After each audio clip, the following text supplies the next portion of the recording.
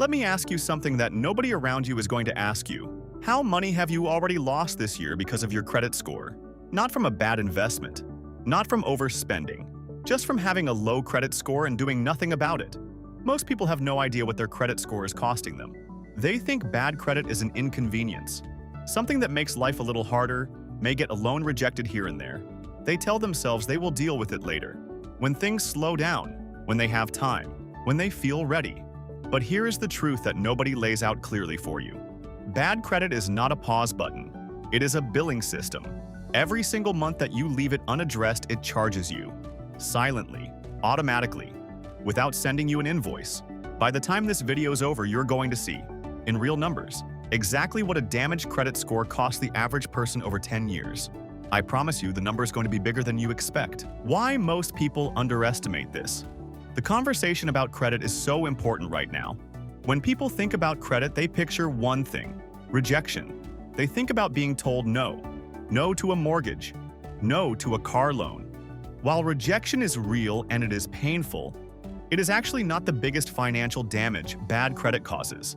The biggest damage is what happens when you are told yes, on terrible terms. Because most lenders do not outright reject people with poor credit. They approve of them. They just approve them at interest rates that cost thousands, tens of thousands more than what someone with good credit would pay. You end up paying more for the same thing.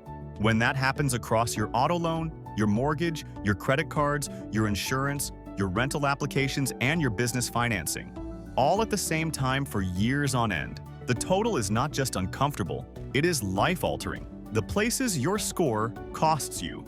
Let us break it down category by category. Auto loans are the place your credit score costs you. So when your credit is damaged, you do not wait until your score improves.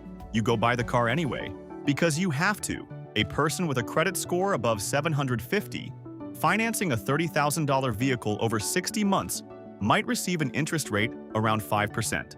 Their monthly payment comes out to $566. Over the life of the loan, they pay $33,960. Now take that $30,000 vehicle. Same dealership, same car. This time, the buyer has a credit score in the poor range, below 580. Their interest rate can jump to anywhere between 14 and 20%, higher at buy here, pay here lots.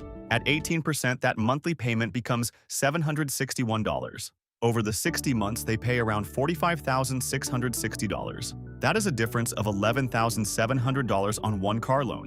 What happens when that car gets older and needs to be replaced? They go through the cycle again. Over a 10-year span, where a person replaces their vehicle at once, the auto loan penalty for bad credit alone can exceed $20,000 in extra interest paid.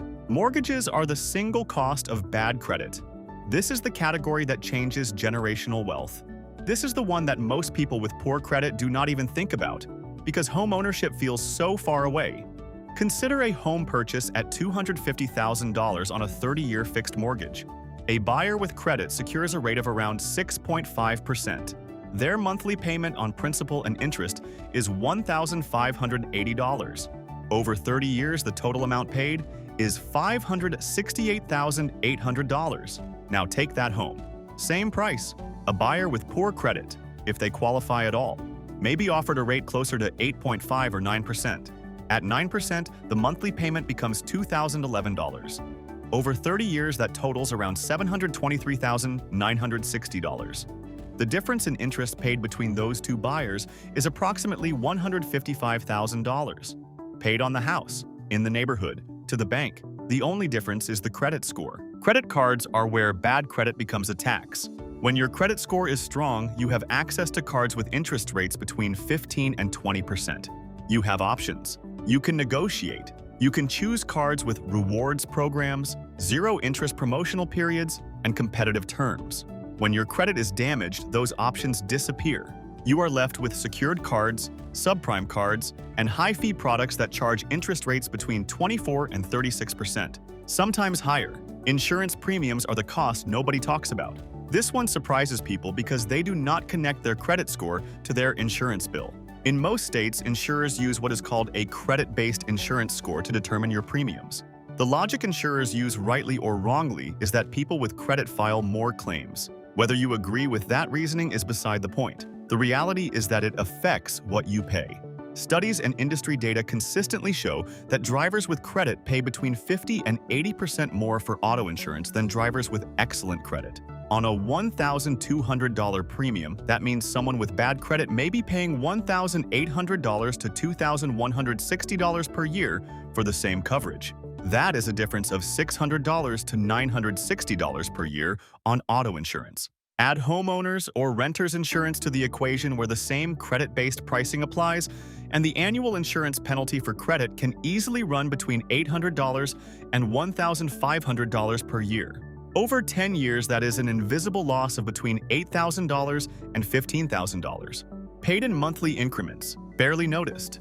Very real. Rental rejections and security deposit surcharges are another cost of credit. Not everyone is ready to buy a home. Renting is a necessary step for millions of people. Renting with poor credit comes with its own set of financial penalties. First, there is the rejection itself. When a landlord pulls your credit and sees collections, late payments, or a low score, they deny the application. You lose the application fee, $30 to $75 per application, and you start over. In rental markets, some applicants submit 5 to 10 applications before being accepted. That alone can cost hundreds of dollars in fees. When you are finally approved, often because you accept a lower quality unit in a desirable area, you are frequently required to pay double or even triple the standard security deposit.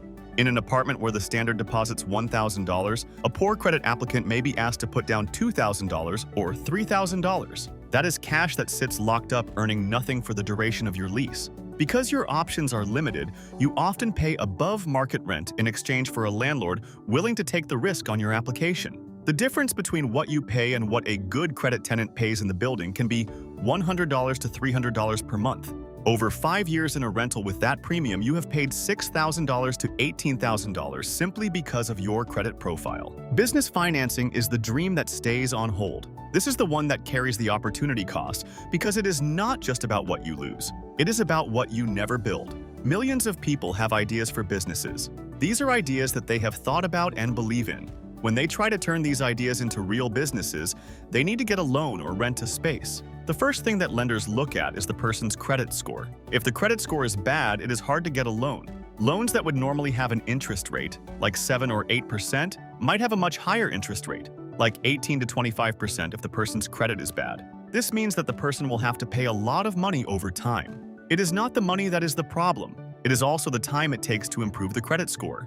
Every year that the person waits to start their business is a year that they are not making money and not building their business. This can make a difference in the long run.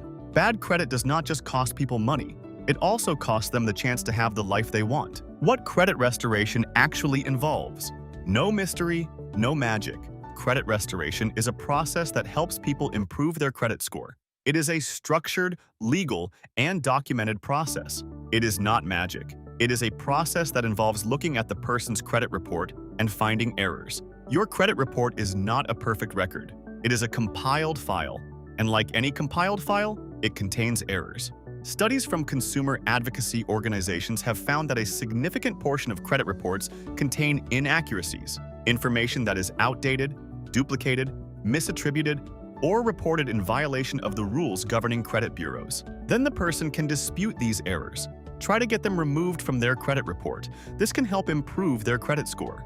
The first step is to get a copy of the person's credit report from all 3 credit bureaus. Then the person needs to review the reports and find any errors. They can dispute these errors. Try to get them removed. This process can be done for all types of credit problems, including payments, collections, and bankruptcies. The important thing to remember is that credit restoration is a process that's available to everyone. It is not something that only some people can do. If you are reading this, you should know that doing nothing has a cost. The cost is the money that you are losing every month because of your credit. The next step is simple. Talk to someone who can help you improve your credit score. They can look at your credit report, tell you what you can do to improve it. They can give you a plan and help you start the process. You do not need to have everything figured out before you start. You just need to start. Visit 𝐲𝑒consultant.com to learn more about credit restoration and to take the step. The financial gap between where you could be is real. The only thing that is stopping you is your credit. Every month that you wait is money that you will not get back. Every month that you act is a month that you start building the financial life you want. Go to 𝐲𝑒consultant.com. Get started. The process is clear. The rights are yours. The time is now. 𝐲𝑒 Consulting Enterprise. We could help you in such.